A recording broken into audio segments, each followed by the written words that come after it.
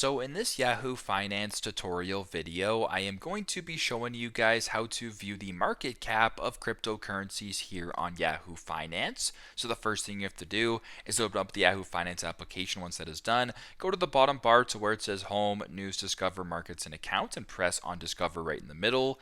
Then in the top left, Equities is selected for me. Simply just go right beside that and press on Crypto. Then where it says Trending and Movers, just scroll down until you come across, keep scrolling to where it says Market Value, largest market cap right here of the cryptos, press on that right here, and then as you can tell, you're now viewing the cryptocurrencies from the largest market cap to the smallest market cap. So you have Bitcoin, Ethereum, Tether, BNB, Solana, XRP, etc. It is here from, as I mentioned before, the greatest to the lowest in regards to market cap size. So fairly straightforward, but this is how to view the market cap of cryptocurrencies on Yahoo Finance. Thanks again for watching, and hope this video helps.